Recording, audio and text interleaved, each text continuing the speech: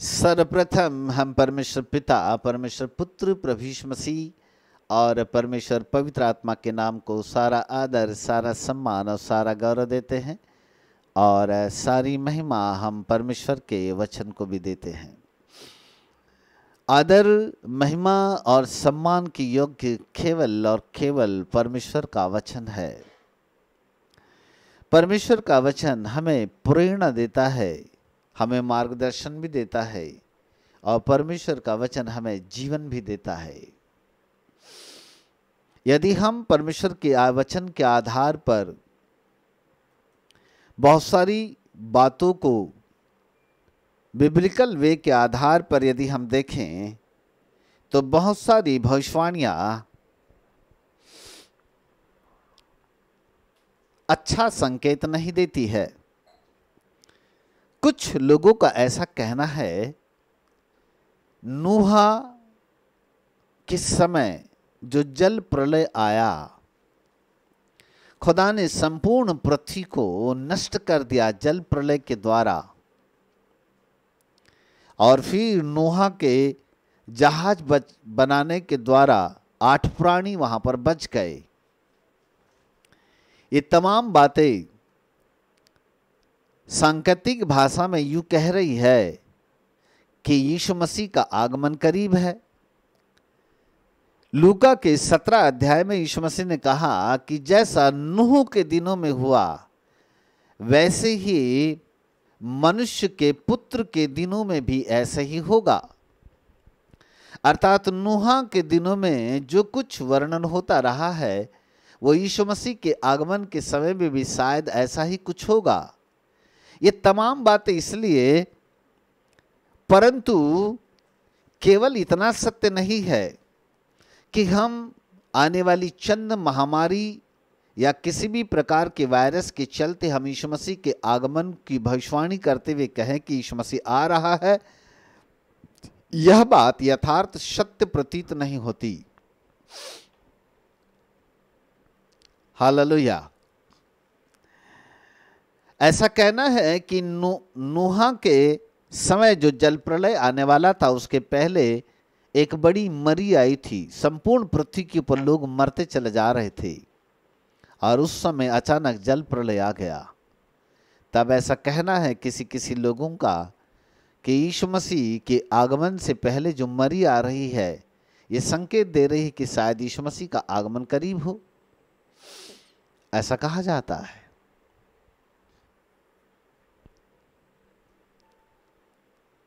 Praise God. कुछ लोगों का मानना है कि इज़राइल का पुनः निर्माण यीशु मसीह के आगमन का संकेत देता है। तो मैं आपकी जानकारी के लिए बताऊं कि इज़राइल का पुनर्निर्माण पहली बार नहीं हो रहा है। इज़राइल कई बार नष्ट किया गया, पतन किया गया, क्योंकि दूसरे देश ने इज़राइल के ऊपर कई बार आक्रमण किया और अनेकों बार इज़राइल का पतन हुआ। फिर से परमेश्वर ने इज़राइल देश को बसाया। इज़राइल देश का पुनर्निर्माण भी यीशु मसीह के आगमन की भविष्यवाणी नहीं करता। ओरिजिनल यीशु मसीह के आगमन की भविष्यवाणी हम जागृति के आधार पर देख सकते हैं। बाइबल ऐसा कहती है कि जब तक संपूर्ण पृथ्वी पर सुसमाचार नहीं किया जाएगा ताकि सब जाति के लोगों पर गवाही हो, तब तक अंत नहीं आएगा। इसका मतलब है कि संपूर्ण जाति के लोगों में और संपूर्ण पृथ्वी में यीशु मसीह का सुसमाचार का सुनाया जाना अनिवार्य है। और इसका मतलब यह भी है कि अभी तक संपूर्ण जातियों में यीशु मसीह का सुसमाचार नहीं पहुंचा है। रिसर्च के अनुसार लगभग 2000 जातियां ऐसी है इस भारत के अंदर जिनका अता पता ही नहीं है, और 2000 जातियां मानो अभी तक यीशु मसीह को जानती ही नहीं। केवल भारत की बात कर रहे हैं हम, विदेशों की तो बात छोड़ दो। इसका मतलब है कि अनेक जातियां ऐसी है जो अभी तक यीशु मसीह का नाम ही नहीं जानती। तो यीशु मसीह के आगमन का संकेत हमें यहां पर नहीं मिलता। और यदि हम कहें कि केवल महामारी के आधार पर अब यीशु मसीह का आगमन बहुत निकट है, तो मैं आपकी जानकारी के लिए बताऊं कि ये महामारी पहली बार नहीं आई है। यदि आप ईस्वी सन 1100, 1200, 1300, 1400, 1500, 1600, 1700, 1800 इन तमाम ईस्वी सनों में यदि आप देखें तो महामारियां कई बार आकर के निकल गई। और सबसे बड़ी महामारी पूरे संपूर्ण पृथ्वी के ऊपर प्लेग से आई थी, जहां पर लगभग 50 लाख लोग मरे थे।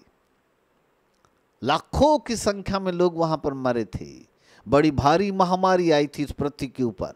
अब मेरा कहना यह है कि जब अलग अलग ईस्वी सन में अलग अलग महामारी आई, तब ऐसे ही अनेक प्रभु भक्त लोगों ने यही चिल्ला चिल्ला के प्रचार किया, यीशु आ रहा है, यीशु आ रहा है, यीशु आ रहा है, यीशु का आगमन करीब है, महामारी आ गई तो यीशु आ रहा है, महामारी आ गई तो यीशु आ रहा है, महामारी आ गई तो यीशु मसीह आ रहा है। ऐसी महामारियां अनेकों बार कई बार आती ही रहेगी। एक नहीं, ऐसे ऐसे कई वायरस शायद इस पृथ्वी के ऊपर आते रहेंगे।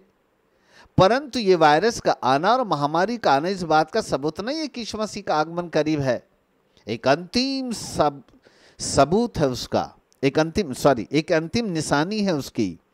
जब तक अन्य जातियों का द्वार खुला हुआ है, तब तक इज़राइल का द्वार बंद होगा। जिस दिन परमेश्वर अन्य जातियों का द्वार बंद करके इज़राइल का द्वार खोलेगा, उस दिन हम समझ जाएंगे यीशु मसीह का आगमन करीब है। अंतिम भविष्यवाणी है ये, नोट करके रखना। अब मेरे पास समय नहीं कि पूरे पुराने नियम के भविष्यवक्ताओं की भविष्यवाणी को मैं खोल करके बैठूं। उसके लिए आपको कम से कम 4 दिन लगेंगे, 5 दिन लगेंगे पूरी भविष्यवाणी को यदि हम समझेंगे तो।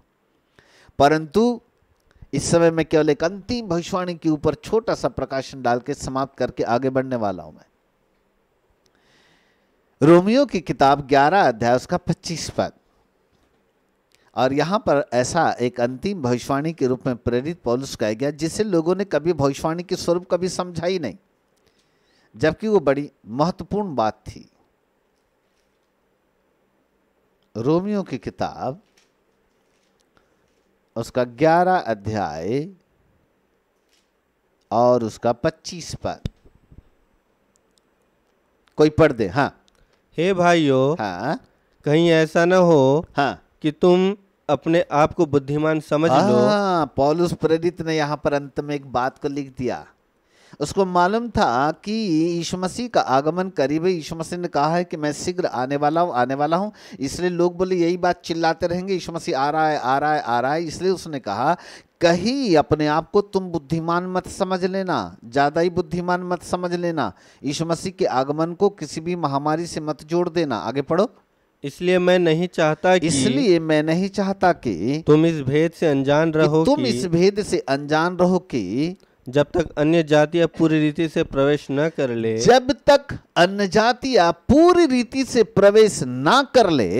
तब तक इज़राइल का एक भाग ऐसा ही कठोर रहेगा। मुझे नहीं मालूम आप इस भविष्यवाणी को किस प्रकार से समझ रहे हैं। ये यीशु मसीह के आगमन के पहले की भविष्यवाणी है। प्रेरित पौलुस यहां पर एक बड़ी भेद की बात को लिख दिया। वो कहता है देखो तुम अपने आप को बुद्धिमान मत समझना, और मैं ये भी नहीं चाहता कि तुम इस भेद से अनजान रहो। मतलब उसने एक भेद लिखा, एक भेद को पौलुस ने यहां पर प्रकट किया, और पौलुस कहता वो भेद ये है कि जब तक अन्य जातियां पूरी रीति से प्रवेश ना कर ले, जब तक अन्य जातियां पूरी रीति से प्रवेश ना कर ले, तब तक इज़राइल का एक भाग ऐसा ही कठोर रहेगा। इसका मतलब है कि सबसे पहले अन्य जाति के लोग अविश्वासी लोग, अन्य जातियां सबसे पहले प्रवेश करेगी। उसके बाद इज़राइल के लिए परमेश्वर दरवाजा खोलेगा, इज़राइल के लिए खुदा दरवाजा खोलेगा। हेलो, मुझे एक बात बताओ, क्या अन्य जातियों के लिए दरवाजा बंद हो गया?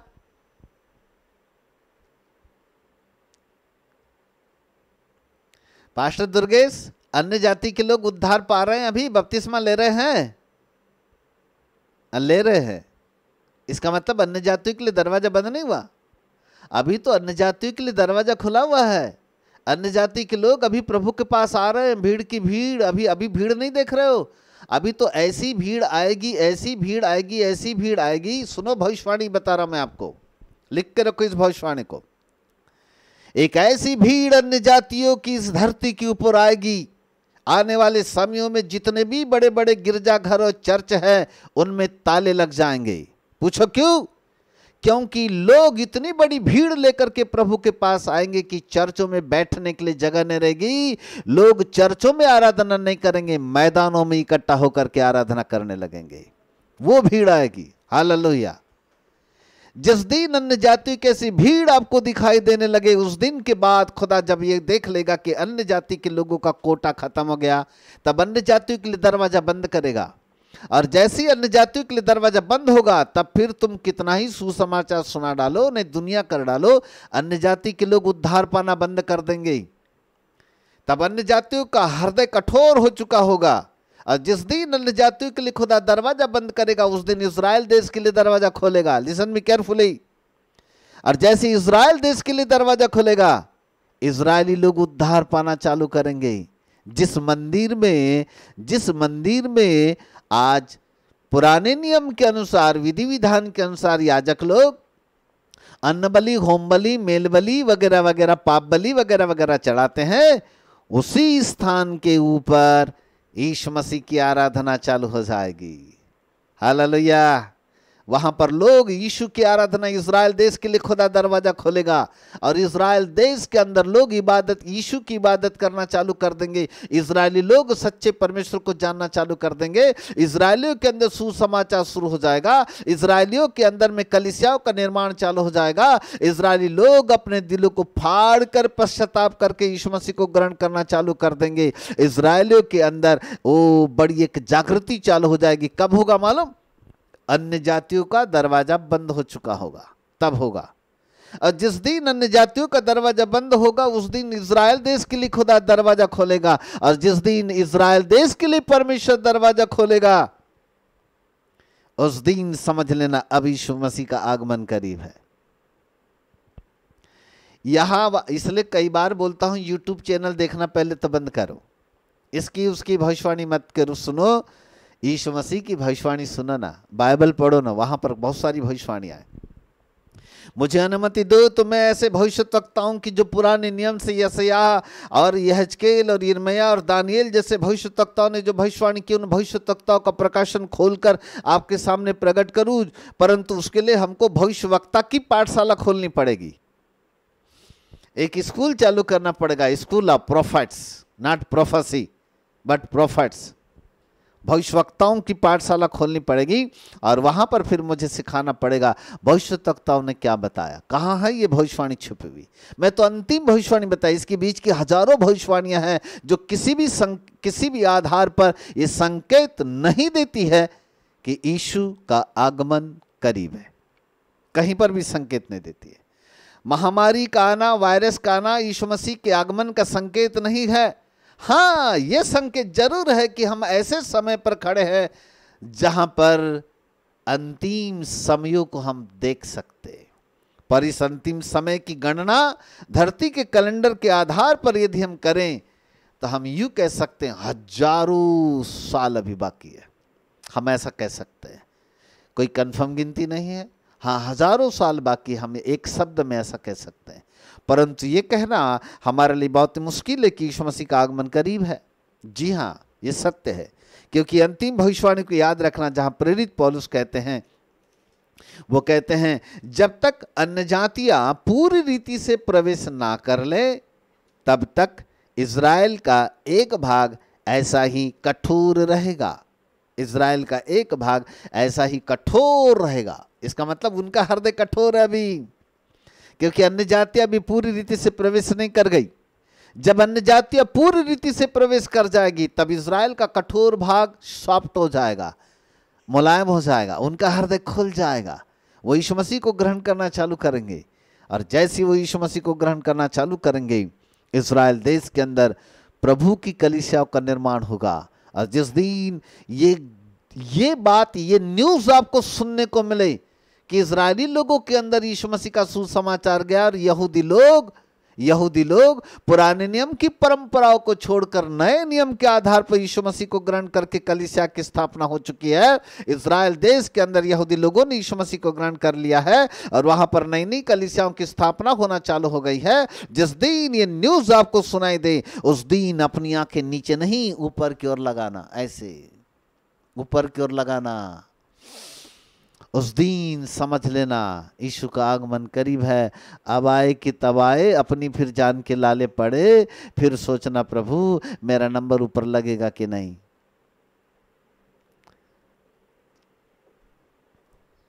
बोलो यीशु प्रभु की जय।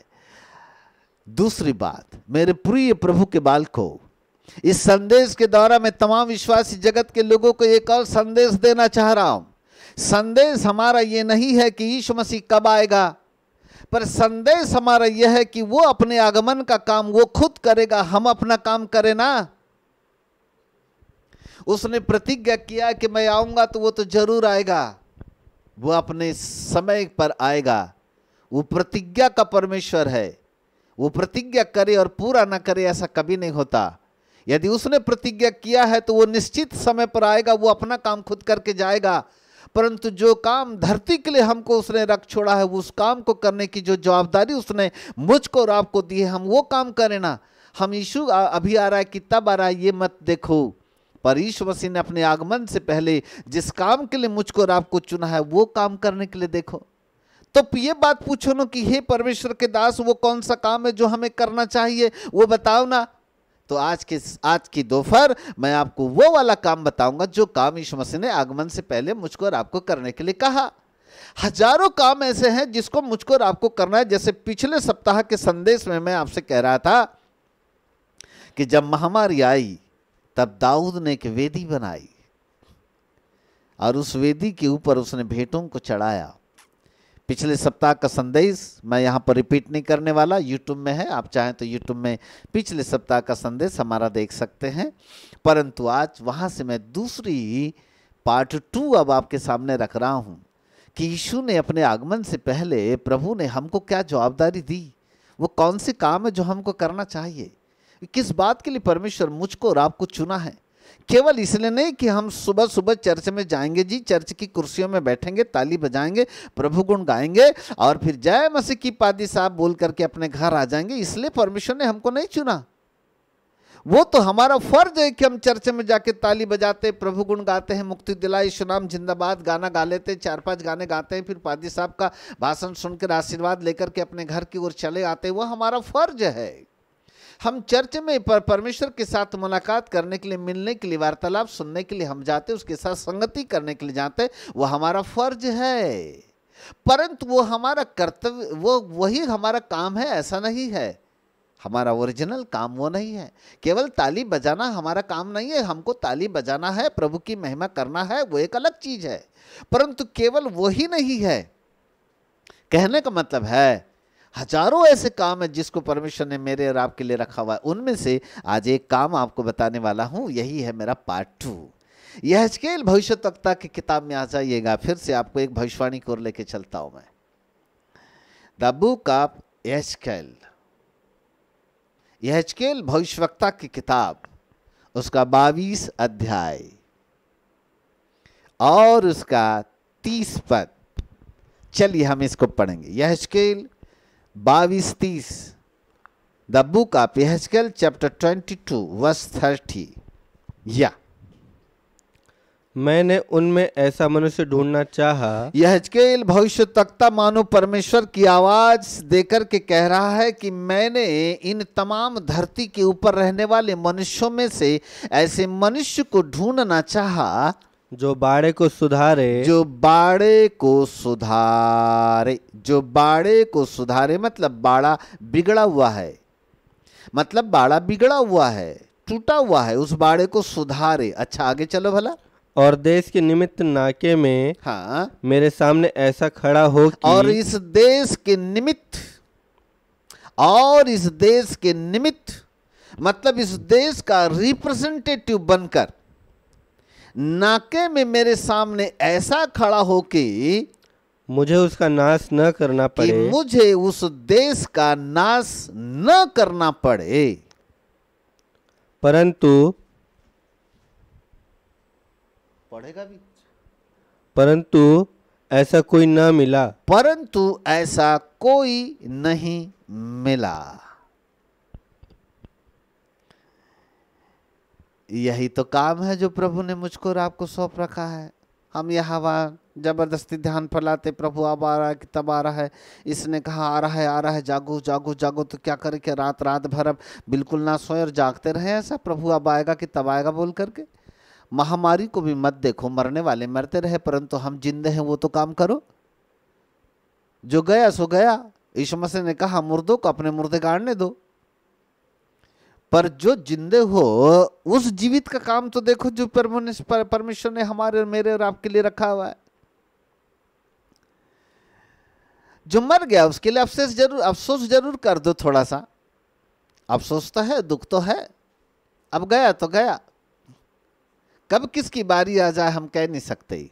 परंतु एक बात तो है, जितने दिन खुदा ने हमारे लिए उस ऊपर की किताब में लिख के रखा है,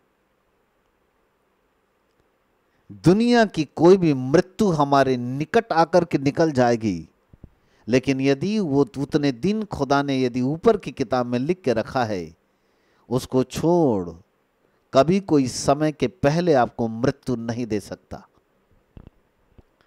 यदि आपकी उम्र खुदा ने 100 साल की लिख के रखी है, तो पक्की गारंटी के 100 साल के पहले दुनिया की कोई ताकत भी आ जाए तो आपको यहां से उठा के नहीं लेके जा सकती।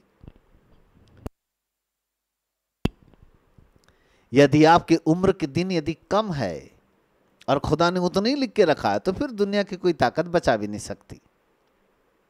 हमें नहीं मालूम हमारे धरती पर के दिन कितने हैं, हमें नहीं मालूम हमारी उम्र, हमारी सीमा कितनी है, हमें नहीं मालूम हम धरती के ऊपर कितने दिन जीवित रहेंगे, हमें नहीं मालूम खुदा ने हमारी उम्र की सीमा कितनी लिख करके रखी है। पर हम अपने उम्र के लिखने वाले परमेश्वर को जानते हैं, उसको जानते हैं, और वो परमेश्वर वो करुणामय परमेश्वर है कि हमें मृत्यु की कगार में से भी निकाल लेता है, और वो मुझसे और आपसे वाचा बांध करके कहता है मैं तुम्हें लंबी उम्र की आयु से तृप्त करूंगा। वो कहता है मैं न मरूंगा वरन जीवित रहूंगा, और जीवित रह के परमेश्वर के कार्यों का वर्णन करता रहूंगा।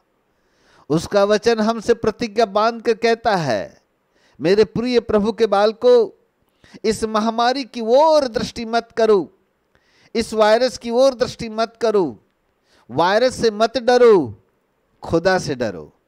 दिन भर में जितना नाम इस कोरोना का लेते उससे कई गुना ज्यादा नाम यीशु का लेना चालू कर दो।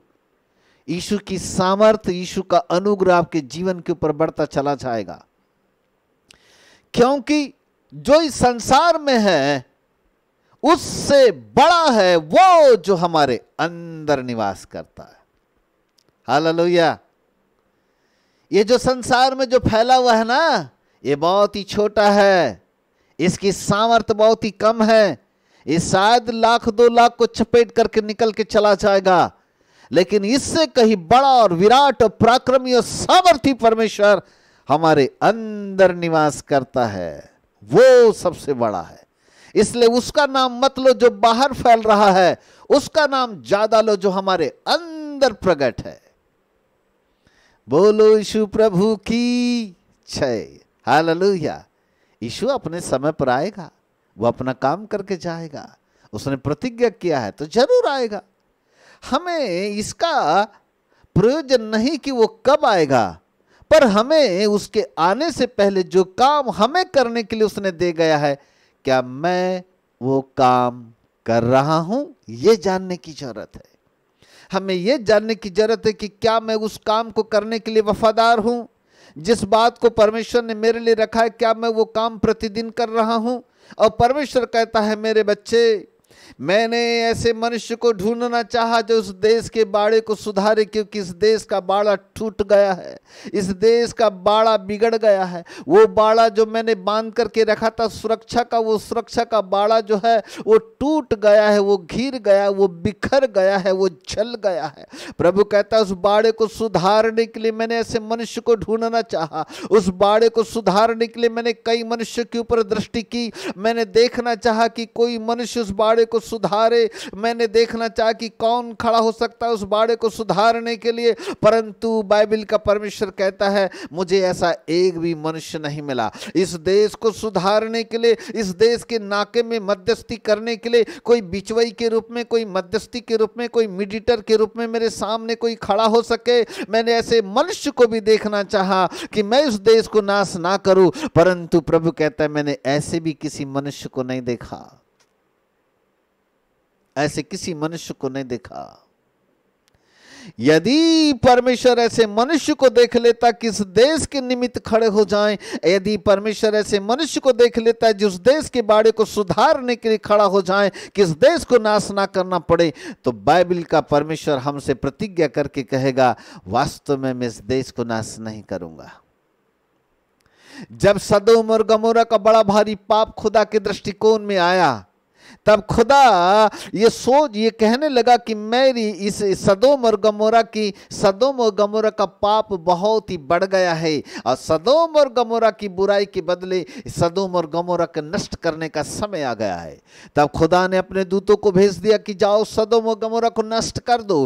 परंतु खुदा पछता करके फिर एक बात को कहने लगा, क्या ये उचित होगा कि मैं अपने दास अब्राहम के ऊपर ये बात प्रकट ना करूं? इससे पहले कि मैं सदोम और गमोरा को नाश करूं, क्या ये उचित होगा कि ये बात मैं अपने दास अब्राहम के ऊपर प्रकट ना करूं? तब खुदा कहता है नहीं नहीं नहीं नहीं, अब्राहम से तो मैंने प्रतिज्ञा किया है, अब्राहम से तो एक बड़ी जाति को मैं उत्पन्न करने वाला हूं, अब्राहम से तो एक मैं पूरे वंश को तैयार करने वाला हूं। ना ना ना ना ना, मुझे ये बात अब्राहम के ऊपर प्रकट करना होगा। तब परमेश्वर अब्राहम के ऊपर ये बात प्रकट करता है कि इस देश को मैं नाश करने वाला हूं, सदोम और गमोरा जलने वाला है। तब अब्राहम को जैसी ये खबर मिल जाती है, बाइबल कहती है अब्राहम सदोम और गमोरा और परमेश्वर के बीच में खड़ा हो जाता है, सदोम और गमोरा के लिए प्रतिनिधित्व करना चालू कर देता है, वो रिप्रेजेंटेटिव बनकर के खड़ा हो जाता है अब्राहम। और अब्राहम कहता है हे परमेश्वर, मैंने सुना हूं कि आप सदोम और गमोरा को नाश करने वाले हैं। प्रभु जी, तेरा यदि अनुग्रह बना रहे हे प्रभु, यदि 50 धर्मी मिले तो क्या तू मेरे इस देश को नाश करेगा? तो खुदा कहता है नहीं नहीं अब्राहम, यदि सदोम और गमोरा के अंदर 50 धर्मी मिले ना तो मैं उस देश को नाश नहीं करूंगा। अब्राहम शांत हो गया, संतुष्ट हो गया।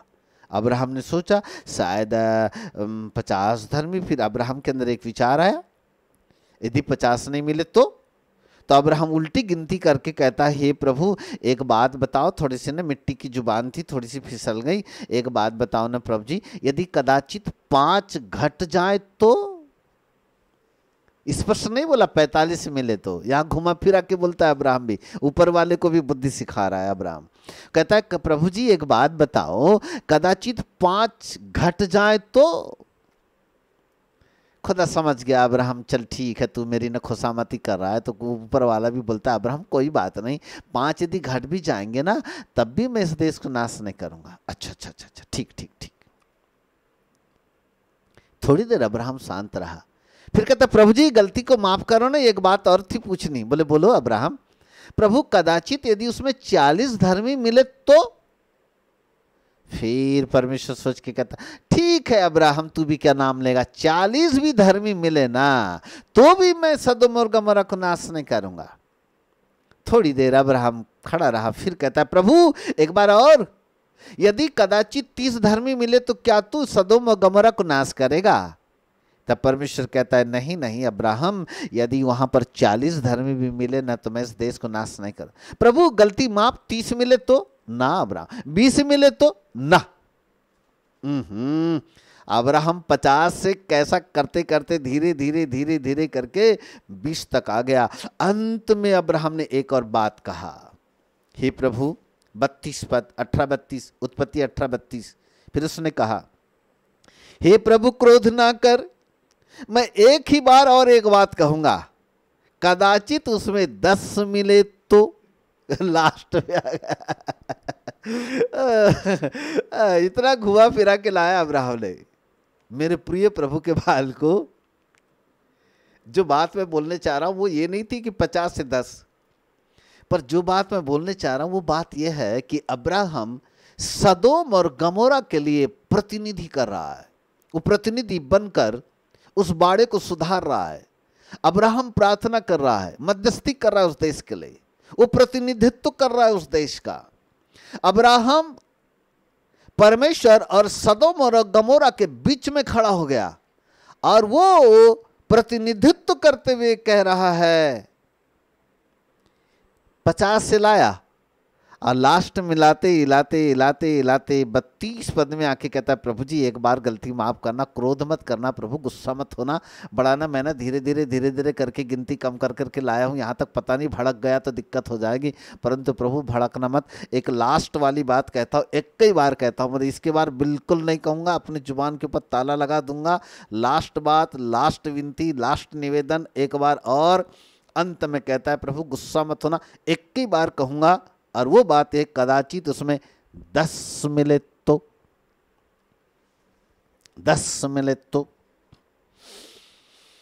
33 पद उसने आगे वहां लिखा, उसने कहा, तो मैं 10 के कारण भी उसका नाश न करूंगा।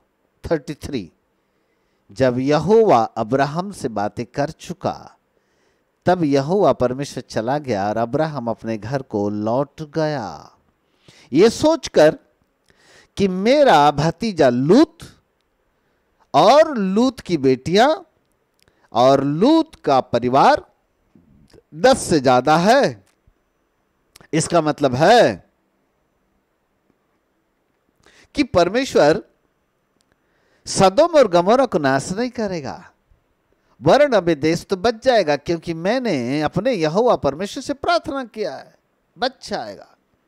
और ये सोचकर अब्राहम अपनी घर की ओर वापस हो गया। परंतु बाइबल कहती है सदोम और गमोरा में 10 धर्मी भी नहीं थे। 10 भी नहीं निकले, 4 ही निकले थे। लूत की दोनों बेटी और लूत की पत्नी, और वो भी चलते चलते लूत की पत्नी ने पीछे मुड़ करके देखी ना तो वो भी नमक का खंबा बन के खड़ी हो गई। कहानी आप सबको पता है, उसे रिपीट करने की जरूरत नहीं। परंतु बाइबल कहती है कि उसी रात दूत सदोम और गमोरा के अंदर आए और सदोम और गमोरा के ऊपर परमेश्वर ने आकाश से गंधक और आग की बारिश बरसाई और सदोम और गमोरा आग से जलने लगा। और लूत की पत्नी लूत अपने परिवार के साथ, अपनी बेटी के साथ उस देश को छोड़ करके भाग निकला। स्वर्गदूत ने कहा, जा भाग ले, पीछे मुड़ करके मत देखना, भाग ले, पीछे मुड़कर मत देखना। लूत अपने बेटियों के साथ, अपनी पत्नी के साथ भागता रहा। संपूर्ण सदोम और गमोरा को, उसकी फसल को, उसके नगरों को, वहां की पूरी भूमि को और संपूर्ण तराई को खुदा ने जला डाला, नष्ट कर दिया खुदा ने।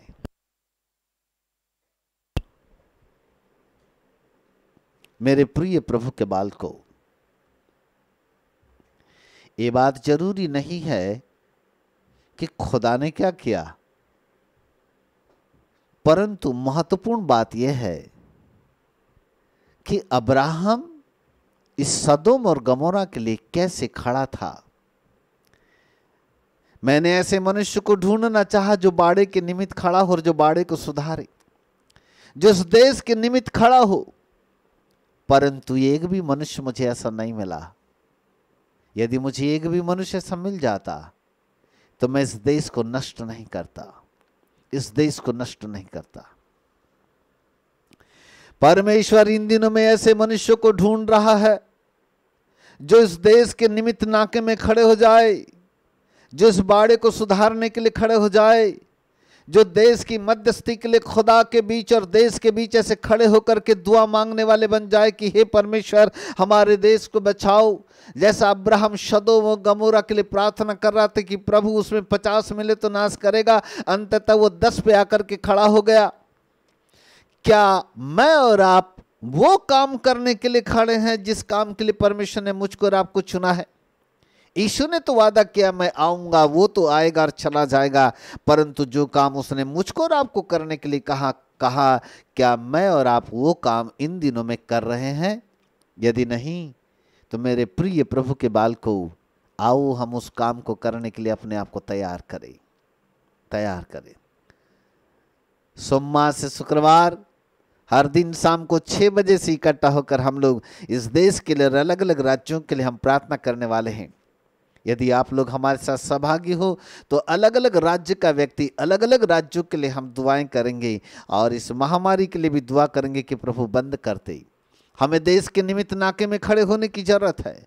हमें इस देश के निमित्त इस देश के बाड़े को सुधारने वालों की जरूरत है। यदि हम वो यहेजकेल के समान खड़े हो जाएं, अब्राहम के समान यदि खड़े हो जाएं, तो हमारी प्रार्थनाओं को सुनकर हमारा परमेश्वर इस देश के ऊपर दया करेगा। हमें वो प्रार्थनाओं का ऐसा धुआं उठाना है, हमें उस प्रार्थनाओं की ऐसी एक वेदी तैयार करनी है ताकि उस वेदी के द्वारा जो देश के अंदर का जो बाड़ा बिगड़ गया है, जो सुरक्षा का बाड़ा बिगड़ गया है, जो सुरक्षा का बाड़ा टूट गया है, जो सुरक्षा का बाड़ा बिखर गया है, हम प्रार्थना के द्वारा इस देश के उस बाड़े को हम सुधारेंगे। प्रार्थना के द्वारा इस देश के बाड़े को फिर से हम ज्यों का त्यों खड़ा कर देंगे। और जिस दिन ये बाड़ा, सुरक्षा का बाड़ा ठीक हो जाएगा, सुरक्षित हो जाएगा, उस दिन मेरा परमेश्वर कहेगा मैंने ऐसे मनुष्यों को इस भारत के अंदर देखा जो देश के निमित्त खड़े थे, जो देश के नाके में खड़े थे, जो देश के बाड़े को सुधारने के लिए खड़े थे। उस दिन परमेश्वर कहेगा अब मैं इस देश को नाश नहीं करूंगा, अब मैं उस देश के नाश नहीं करूंगा। उस दिन खुदा ऐसे कहेगा। और जिस दिन खुदा की वाणी निकल चाहेगी कि मैं अब इस देश को नष्ट नहीं करूंगा, उस दिन इस देश पर से मरी थम जाएगी। खुदा वो सामर्थ्य है, यदि वो तूफानों को कहता है तूफान तू थम जा, और उन तूफानों को अपनी मुट्ठी में कैद कर लेता है, तो क्या वो परमेश्वर इतना सामर्थ्य नहीं कि इस वायरस को कहे ऐ वायरस थम, और यूं करके पकड़े तो खुदा अपनी मुट्ठी में इस वायरस को समेट नहीं सकता? समेट सकता है, समेट सकता है। वो अपनी मुट्ठी में इसको कैद कर सकता है, पूरी पृथ्वी को यूं करके समेट सकता है। परंतु यदि खुदा ने अपना हाथ नहीं बढ़ाया और अभी तक नहीं समेटा, इसका मतलब है कि परमेश्वर ऐसे लोगों को ढूंढना चाह रहा है जो देश के निमित्त खड़े हो, उसके प्रतिनिधि बनकर के खड़े हो, जो बाड़े को सुधारने के लिए खड़े हो। ऐसे लोगों को परमेश्वर ढूंढ रहा है। हालेलुया, बोलो यीशु प्रभु की जय। यशायाह भविष्यद्वक्ता की किताब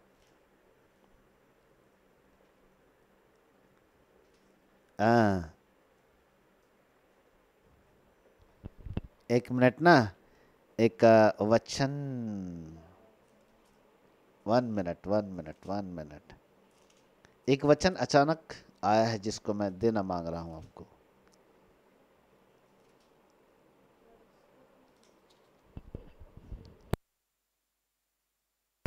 चैप्टर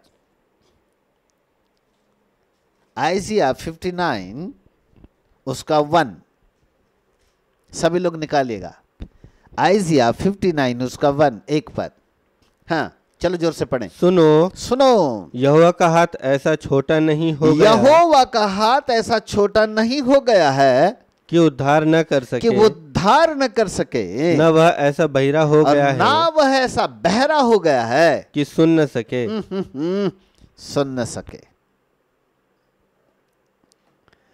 क्या हमारा परमेश्वर का हाथ इतना छोटा हो गया है कि वो उद्धार नहीं कर सकता इस पृथ्वी का?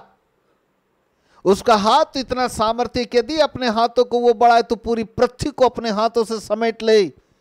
वो परमेश्वर जो मृतकों को कहता है जी उठ, और मृत्यु भी उसकी आज्ञा मानती है, मृत्यु निकल जाती है और जीवन आ जाता है।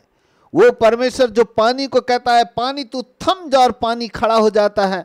वो परमेश्वर जो लाल समुद्र को कहता है दो भाग हो जा और वो दो भाग हो जाता है। वो परमेश्वर जो यर्दन को कहता है उल्टी बह और यर्दन उल्टी बहने लगती है, जिसकी आवाज से हरनियों के गर्भपात हो जाते हैं, जिसकी आवाज से समुद्र भी कांपने लगता है, जिसकी आवाज से पहाड़ और पहाड़ियां कांपने लगती है, वो सियोन का परमेश्वर जो मृत्यु के ऊपर विजय प्राप्त कर सकता है, वो विराट और सामर्थी परमेश्वर जो चट्टान को कहता है चट्टान तू पानी दे और चट्टान भी अपना जल देने लगती है। यदि वो परमेश्वर का हाथ इस पृथ्वी पर से उठ जाए और पृथ्वी पर उठ जाए, पृथ्वी के वायरस को कहे ऐ वायरस समाप्त हो जाए, तो क्या वो वायरस को समाप्त नहीं कर सकता? बाइबल कहती उसका हाथ इतना छोटा नहीं कि वो धार न कर सके, और ना वह ऐसा बहरा है कि सुन न सके। इसका मतलब है यदि हम दिन प्रतिदिन लगातार प्रार्थना करेंगे तो क्या परमेश्वर अपने कानों को बंद कर लेगा? क्या परमेश्वर बहरा हो जाएगा कि हमारी प्रार्थना को नहीं सुनेगा? क्या वो परमेश्वर इतना निर्दयी है कि वो हमारी प्रार्थनाओं को ना अनसुनी कर करके वो लोगों की महामारी को देख नहीं पाएगा? क्या वो लोगों के लिए रहम नहीं खाएगा? खाएगा, खाएगा। परंतु एक ही बात तो है, परमेश्वर कहता है मैं देश के बाड़े को सुधारने के लिए ऐसे लोगों को देखना चाहा, परंतु मुझे एक भी लोग ऐसे नहीं मिले। वो कहता है देश के निमित्त नाके में मैंने ऐसे मनुष्य को ढूंढना चाहा, लेकिन मुझे ऐसा कोई मनुष्य नहीं मिला। मैं चाहता तो हूं कि देश को मैं नाश ना करूं, परंतु मुझे ऐसे लोग नहीं मिलते जो नाके के निमित्त खड़े हो, जो मध्यस्थी के लिए खड़े हो जाए, जो प्रार्थना करके खड़े हो जाए।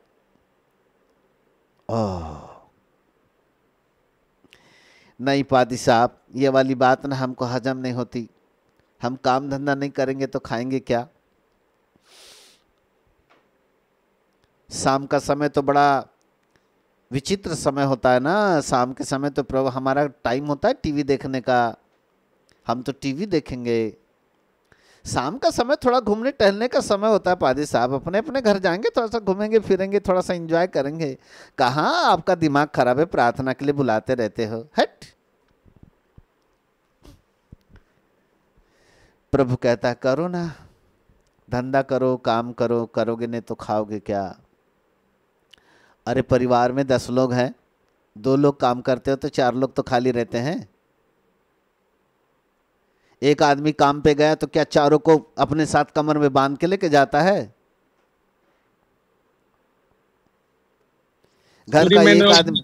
घर का एक आदमी यदि जॉब करता है, ड्यूटी करता है, तो इसका मतलब ये हुआ कि सब के सब ड्यूटी पे चले गए। कहीं न कहीं अपने आप को प्रार्थना में सहभागी करो। पास्टर दुर्गेश, थोड़ी देर के बाद सुनूंगा मैं आपकी बात। कहीं न कहीं अपने आप को प्रार्थना में सहभागी करो। परमेश्वर का वचन सुनो, भविष्यवाणी का वचन। वो कहता है मैंने ऐसे मनुष्य को ढूंढना चाहा जो बाड़े को सुधारे, परंतु मुझे ऐसा मनुष्य नहीं मिला।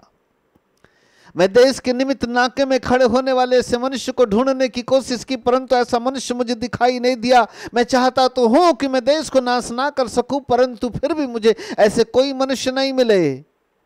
प्रभु कहता है मैं ऐसे मनुष्य को ढूंढ रहा हूं। मेरे प्रिय प्रभु के बाल को, इन दिनों में परमेश्वर मुझको और आपको ढूंढ रहा है कि हम देश के निमित्त खड़े हो जाए।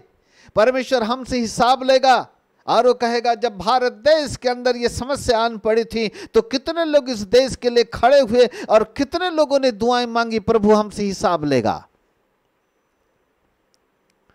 धंधा करने वाले धंधा करो, काम करने वाले काम करो, ड्यूटी वाले ड्यूटी करो, परंतु जो लोग खाली रहते हो जुड़ जाओ प्रार्थना में, ताकि प्रभु के सामने कह सके कि प्रभु मेरे परिवार का एक सदस्य एटलीस्ट आपकी प्रार्थना में था, ताकि हम भारत देश के लिए दुआएं मांग रहे थे, अपने अपने राज्यों के लिए दुआएं मांग रहे थे, अपने देश के लिए हम दुआएं मांग रहे थे।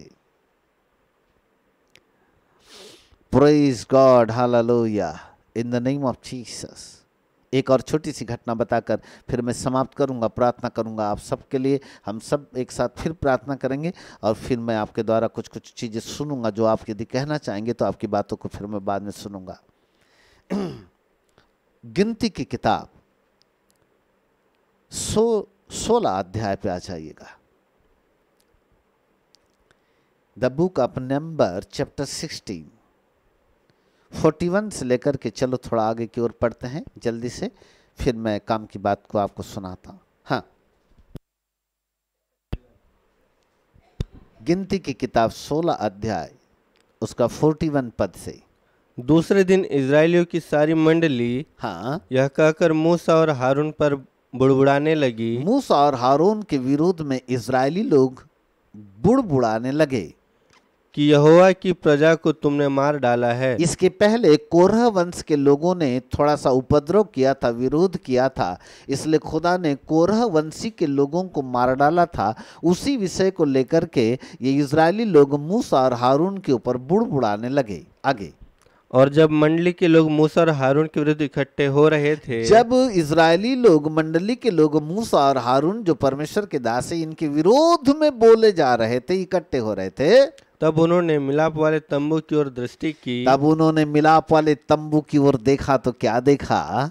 और देखा कि बादल ने उसे छा लिया है। कि अचानक मिलाप वाले तंबू के ऊपर एक बादल आकर खड़ा हो गया। हाँ, और यहोवा का तेज दिखाई दे रहा है। और मिलाप वाले तंबू के ऊपर जिस बादल ने ढांप लिया था, उस बादल में से एक तेज, यहोवा का तेज दिखाई दे रहा है। आगे आगे आगे। तब मूसा और हारून मिलाप वाले तंबू के सामने आए। तब मूसा और हारून मिलाप वाले तंबू के सामने आ गए कि मिलाप वाले तंबू के ऊपर ये बादल ने क्यों छा लिया और यहोवा का तेज यहाँ पर क्यों आ गया, बोल करके मूसा और हारून मिलाप वाले तंबू के सामने आके खड़े हो गए। तब यहोवा ने मूसा और हारून से कहा, तब यहोवा ने अपने दास मूसा और हारून से कहा, तुम उस मंडली के लोगों के बीच से हट जाओ। मूसा और हारून, तुम इस मंडली के लोगों के बीच में से हट जाओ। मैं उन्हें पल भर में भस्म कर डालूं। मैं उन्हें पल भर में भस्म कर डालने पर हूं। Praise God, hallelujah. जब जब जब जब इस देश के अंदर पाप हुआ, विरोधात्मक चीजें हुई, जब जब जब जब धरती के ऊपर पाप जन्म लेता है, तब तब तब तब खुदा का न्याय इस धरती के ऊपर प्रकट होता है। मेरे ख्याल से यशाया 26:9 में लिखा होना चाहिए। यहां रहना है, गिनती के 16 अध्याय में रहना। यशाया 26:9 में मेरे ख्याल से वहां लिखा हुआ होना चाहिए कि परमेश्वर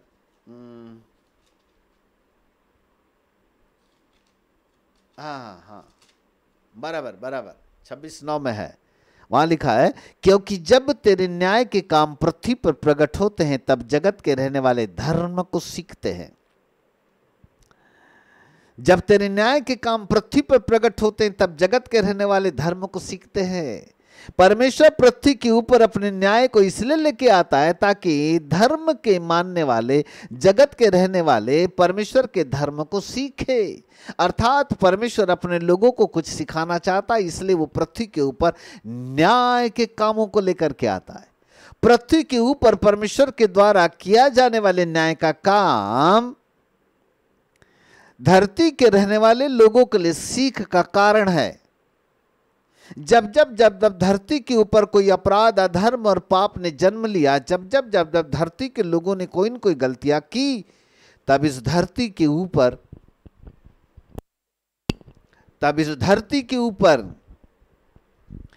परमेश्वर एक बादल के रूप में आ जाता है। लोगों को दिखाई नहीं देता, इस धरती के ऊपर एक बादल छा जाता है।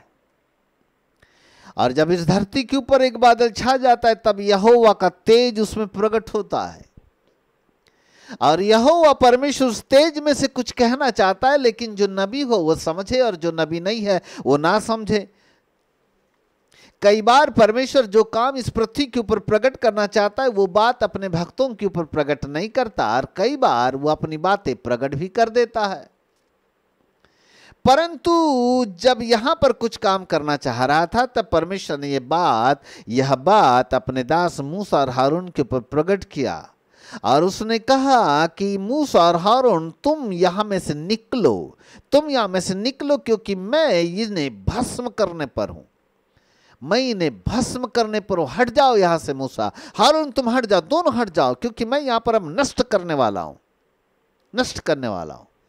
खुदा ने इस धरती के ऊपर आने वाली इस महामारी के विषय में किसी भी परमेश्वर के दास के ऊपर यह बात प्रकट नहीं किया इस बार, परंतु ये बात सत्य है कि जरूर धरती के ऊपर परमेश्वर की महिमा का बादल यहोवा के तेज के रूप में प्रकट हुआ। और कई सांकेतिक भाषाओं में परमेश्वर ने यह बात प्रकट कर दी कि इस धरती के ऊपर एक महामारी जन्म लेगी, परंतु नबियों के ऊपर यह बात प्रकट नहीं हुई। अब ये क्यों नहीं हुई और क्या नहीं हुई, ये बहुत बड़ी भविष्यवाणी है, और ये साधारण भविष्यवाणी नहीं है। साधारण भविष्यवाणी को बोलना जरा ठीक नहीं लगता। जरा जब कभी ऊंची किस्म के लोग यदि मिले तो हम ऊंची बातों को वहां पर हम बोल पाएंगे, ताकि लोग समझ पाए कि वास्तव में इस महामारी का आना और इस वायरस का आना विश्व के लोगों के लिए क्यों चुनौती का कारण था, उसे समझ पाना साधारण बात नहीं है। थोड़ा इस विषय पर हम बात ना करें तो ज़्यादा अच्छा है। कभी प्रभु ने चाहा और कभी बड़े स्केल के ऊपर हुआ तो वो रहस्य मैं आपको खोल पाऊंगा कि क्यों आखिरकार ये बातें जन्म धरती के ऊपर जन्म ली। परंतु यहाँ से मैं थोड़ा सब्जेक्ट से हट जाता हूँ और आपको गिनती के 16वें अध्याय में फिर से लेकर के आता हूँ। जब मूसा और हारून के विरोध में लोग बकबक करने लगे, बुड़बुड़ाने लगे, तो खुदा का एक बादल मिलाप वाले तंबू पर आया और यहोवा का तेज वहां पर दिखाई दिया। इस तेज का बड़ा गहरा संबंध है, नोट करके रखना। कभी प्रभु ने चाहा और मैं वो एक बड़ी भविष्यवाणी को यदि खोला तो मैं इस तेज की भविष्यवाणी आपके सामने प्रकट करूंगा। ये तेज ही था जिसके कारण ये महामारी आई है। इसे साधारण लोग नहीं समझ पाएंगे। ये वो बादल ही है। ये बादल और तेज का बड़ा गहरा संबंध है। इसे कभी प्रभु ने चाहा तो मैं पता नहीं मैं खोल पाऊंगा कि नहीं खोल पाऊंगा, अनुमति नहीं मिल रही मुझको अंदर से। पवित्र आत्मा मुझे अनुमति नहीं दे रही कि मैं इस भविष्यवाणी को खोलूं, परंतु कभी यदि खोल दिया तो ये बादल और तेज से संबंधित भविष्यवाणी होगी। आगे चलो, आगे आ जाते हैं 45 पद। तब परमेश्वर ने कहा तुम इस मंडली के लोगों के बीच में से हट जाओ ताकि मैं पल भर में उन्हें भस्म कर डालूं। तब वे हारून और मूसा मुंह के बल गिरे। 46 पद 46 पढ़ो बेटा। और मूसा ने हारून से कहा, और मूसा ने हारून से कहा धूपदान को लेकर उसमें वेदी पर से आग रखकर, वेदी के पर से आग को रखकर उस पर धूप डाल, उस पर हारून तू धूप डाल, मंडली के पास फुर्ती से जाकर, और मंडली के पास फुर्ती से जाकर उसके लिए प्रायश्चित कर, उसके लिए तू प्रायश्चित कर हारून, क्योंकि यहोवा का कोप अत्यंत भड़का है, क्योंकि यहोवा का क्रोध अत्यंत भड़का है और मरी फैलने लगी है। बाइबल कहती मरी फैलने लगी। खुदा लोगों को मारने लगा, खुदा लोगों को मारने लगा, खुदा लोगों को मारने लगा। मरी फैलने लगी, मरी फैलने लगी, मरी फैलने लगी, चारों तरफ मरी फैलने लगी, मरी फैलने लगी। दोनों के दोनों मुंह के बल धरती के ऊपर गिर गए। और मूसा ने हारून से कहा, मूसा हारून हारून हारून जल्दी कर, लोग मर रहे, लोग मर रहे, लोग मर रहे, लोग ज्यादा मर जाएंगे, जल्दी कर। ऐसा करके तू दौड़, तू दौड़, तू दौड़, और तू धूपदान को लेकर के दौड़, वेदी के पास जा, वेदी के पास जा हारून, और जल्दी से वेदी के पास जा, वहां पर आग रख, और वहां पर जल्दी से उस धूपदान पर वेदी के ऊपर परमेश्वर के लिए धूप जला, परमेश्वर के लिए धूप जला, परमेश्वर के लिए धूप जला हारून। और जल्दी से धूप जलाने के द्वारा लोगों के लिए तू प्रायश्चित कर, प्रायश्चित कर, प्रायश्चित कर। और जैसे तू लोगों के लिए प्रायश्चित करेगा मरी थम जाएगी। 47 मूसा की इस आज्ञा के अनुसार हारून धूपदान लेकर मंडली के बीच में दौड़ा गया, और यह देखकर कि लोगों में मरी फैलने लगी है, उसने धूप जलाकर लोगों के लिए प्रायश्चित किया। यही तो हमें करना है। मरी फैल रही है बोलकर हम भी अपने अपने घरों में बंद हो जाए, ये तो बात ठीक नहीं। पिछले साल जब इस कोरोना का खौफ आया, लगभग 3 महीना कंप्लीटली लॉकडाउन रहा। और इस 3 महीने के अंदर जब कोई कामकाज नहीं है बोलकर के लोगों ने दुआएं चालू की। ऑनलाइन कॉन्फ्रेंस कॉल के ऊपर पहले प्रार्थना हुई। धीरे धीरे कॉन्फ्रेंस कॉल से लोगों ने दूसरे वीडियो कॉल को खोजना चालू किया। टीम लिंक, गूगल मीट, जियो मीट वगैरह बहुत सारे थे। फिर आपका जूम भी मिल गया। फिर जूम के ऊपर प्रार्थना चालू की। लोग दुआ करने लगे संध्या काल के समय। लेकिन जैसे ही लॉकडाउन खत्म हुआ, लोगों ने प्रार्थना का माहौल बंद कर दिया। अपने अपने काम धंधे से लग गया। अरे भैया सब नहीं, दुआएं बंद हो गई। लोगों के अंदर से खौफ खत्म हो गया। लोगों ने सोचे कोरोना गया, खुदा थोड़ी गया, खुदा को तो मालूम था। थोड़ी छूट नहीं मिली तो लोग बोले मुझको फिर भूल गए। जो माहौल प्रार्थना का था वो खत्म हो गया। एक और बात मैं आपको बोलता हूं, गंभीरता से समझना इसको। पिछले साल भी लोगों ने इसलिए दुआ किया था क्योंकि लोग घर में थे, इसलिए दुआ करने बैठे थे। यदि लॉकडाउन नहीं होता तो मुझे नहीं लगता कि लोग दुआ करने के लिए इकट्ठा होते। वो तो खुदा का शुक्रगुजार है कि खुदा ने ऐसी समस्या और ऐसी परिस्थिति ला करके खड़ा किया कि लोग लॉक हो गए घर के अंदर। और इसलिए अब लॉक ही हो गए, बोले घर के अंदर ही बैठे हुए तो क्या करेंगे, तो चलो ना, अब कुछ नहीं तो कम से कम चलो एक दूसरे से मुलाकात करते हैं, एक दूसरे से मिलते हैं और कम से कम दुआ ही कर लेते हैं। इसलिए लोगों ने दुआ करना चालू किया ना। यदि इसका मतलब है कि यदि लॉकडाउन नहीं होता तो लोग दुआ थोड़ी करते भाई। इसका मतलब तो यही है, इसका मतलब तो यही है ना। इसलिए खुदा ने दूसरी लहर को भेजा। पहली लहर में जो खौफ लोगों के अंदर में था वो इसलिए था कि वो लॉकडाउन थे, अंदर में लॉक थे ना, बंद थे ना, इसलिए वो दुआ कर रहे थे ना। खुदा कह रहा है बेटा, अरे जैसे तुम लॉक के दिनों में दुआ करे थे, तुम खुल गए तो क्या हो गया, कम से कम अपना वो वाला समय निकाल के फिर से दुआ तो करते अच्छे से।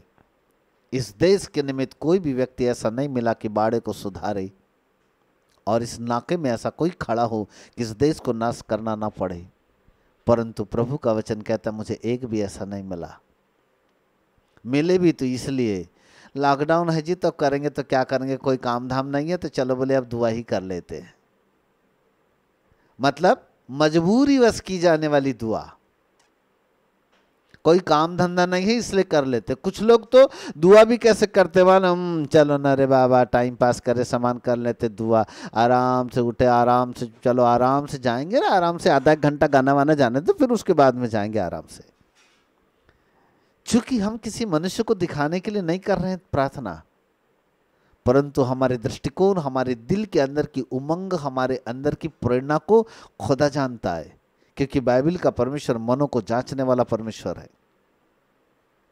हम किसी मनुष्य को दिखाने के लिए मत करो प्रार्थना, परंतु खुदा के सामने खड़े होकर के, प्रतिनिधि बनकर के खड़े होकर करो ये दुआ और ये वाली प्रार्थना कि जिस दिन खुदा ये कह सके कि मैंने ऐसे मनुष्य को ढूंढा तो मुझे ऐसा मनुष्य मिल गया जो बाड़े को सुधारे और देश के निमित्त नाके में खड़ा हो सके।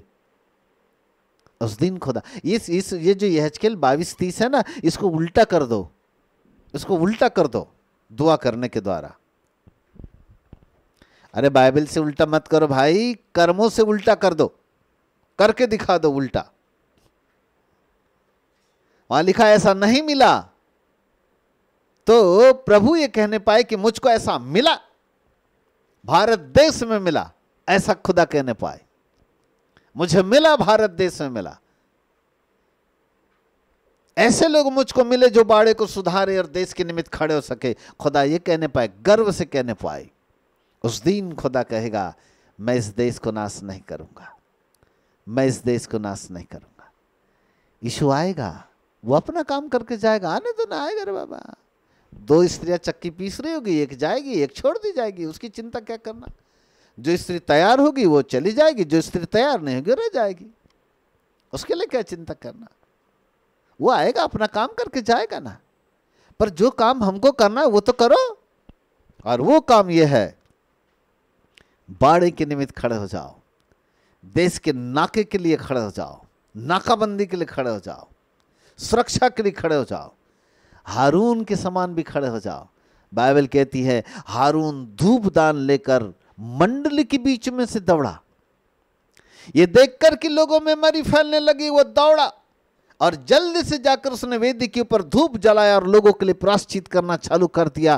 कहने लगा, प्रभु कोई बात नहीं, इन्होंने हमारे विरुद्ध में बकबक किया है, बुड़बुड़ किया है, प्रभु जी कोई बात नहीं, इनको माफ कर दो, इनको माफ कर दो, इनको माफ कर दो स्वामी, परंतु दया करो कि इनकी मरी बंद हो जाए, मरी बंद हो जाए, मरी बंद हो जाए। तब आगे बड़ा अच्छा शब्द लिखा है, 48 पद में बड़ा अच्छा शब्द लिखा है, और हारून मुर्दों और जीवित के मध्य में खड़ा हुआ, तब मरी थम गई। मुर्दों और जीवित के मध्य में खड़ा हुआ, मतलब मरे हुए और जीवित लोगों के बीच में हारून प्रतिनिधित्व करने लगा। उनके बीच में नाके में खड़ा हो गया। देखो ना, नाके में खड़ा हो गया, बाड़े में खड़ा हो गया हो। एक तरफ मरे लोग मरी और एक तरफ जीवित लोग, दोनों के बीच में हारून खड़ा हो गया, धूपदान लेकर के खड़ा हो गया। तब लिखा है मरी थम गई, मरी थम गई। बोलो यीशु प्रभु की जय। फिर भी इतना काम करते तक हारून धूपदान लेकर के वेदी तक दौड़ा और वेदी के ऊपर धूपदान रखा और लोगों के लिए पश्चाताप कर ही रहा था। इतने देर में 14,700 लोग मर गए। 14,700 लोगों को हारून नहीं बचा पाया। वह जैसे ही मुंह के बल गिर करके वो पश्चाताप कर ही रहे थे कि मरी फैलना चालू हो गई। मूसा कहता है हारून देखता क्या है, दौड़ जल्दी, दौड़ जल्दी, दौड़ जल्दी, दौड़, लोग मर रहे मर रहे मर रहे, भाग जल्दी, जल्दी से वेदी के ऊपर जा और धूपदान जला करके प्रायश्चित कर। इतना नहीं सुनते हुए तुरंत हारून उठा। लोग जहां मर रहे थे उन मरी के बीच में से होकर के वो दौड़ा दौड़ा दौड़ा दौड़ा दौड़ा दौड़ा दौड़ा वेदी के पास जाकर के खड़ा हो गया। वेदी के पास जाकर उसने जल्दी से वहां पर धूपदान में उसने धूपदान जलाया, धूप जला करके धूपदान लिया और जल्दी से लोगों के लिए प्रायश्चित करने लगा। जैसे ही प्रायश्चित करने लगा, इतने ही समय में 14,700 लोग मर गए। परंतु खुदा ने हारून के द्वारा किए जाने वाले इस प्रायश्चित को ग्रहण किया और मरी थम गई, मरी थम गई, मरी थम गई। मेरे प्रिय प्रभु के बालकों, यही काम तो मुझको और आपको करना है। हारून के समान प्रार्थना का धूपदान लेकर के हमें खड़ा होना है। मरने वालों के बीच और जीवितों के बीच मुझको और आपको खड़ा होना है। यीशु मसीह कहता है मेरे आगमन की चिंता मत करो, मैं आऊँगा और मैं उन लोगों को लेकर के जाऊँगा जो देश के निमित्त खड़े हो जाए, जो मरने वाले और जीवितों के बीच खड़े हो जाए, जो वकील बन कर के खड़े हो जाए, जो नाके में नाकाबंदी के लिए खड़े हो जाए, जिस देश के बाड़े को सुधारने के लिए खड़े हो जाए। मैं आऊँगा, उन लोगों को लेकर के जाऊँगा। खड़े हो जाओ उनके लिए। जैसे हारून मुर्दों और जीवित के बीच खड़ा हुआ धूपदान लेकर के, बाइबल कहती मरी थम गई, मरी थम गई। मेरे प्रिय प्रभु के बालकों, हम यीशु के नाम में सामर्थ्य है। परमेश्वर ने हमको, चाहे आप घर में हो, चाहे बाहर हो, चाहे कहीं पर भी हो, आपकी प्रार्थनाओं में सामर्थ्य है। प्रभु कहता है यदि तुम देश के निमित्त खड़े हो जाओगे, यदि तुम नाकाबंदी करने के लिए खड़े हो जाओगे, मेरा परमेश्वर आपकी प्रार्थनाओं के द्वारा इस्तेमाल होगा, आपको इस्तेमाल करेगा। प्रभु आपसे कहेगा ये वो बंदा है जो मुर्दों और जीवित के बीच खड़ा हुआ। प्रभु कहेगा ये वो बंदा है जो देश के निमित्त नाके में खड़ा हुआ, जो बाड़े को सुधारने के लिए खड़ा हुआ है, और वो हमारी प्रार्थना को सुनेगा। क्योंकि परमेश्वर का हाथ इतना छोटा नहीं कि वो उद्धार न कर सके, और ना वह ऐसा बहरा है कि सुन न सके। वो अपने हाथों को बढ़ाएगा, वो हमारे देश का उद्धार करेगा, हमारे राज्यों का उद्धार करेगा। आप जिस जिले में रहते हैं आपके जिले का उद्धार करेगा। वो ऐसा बहरा नहीं है कि सुन न सके, वो हमारी प्रार्थना को निश्चित सुनेगा, बशर्ते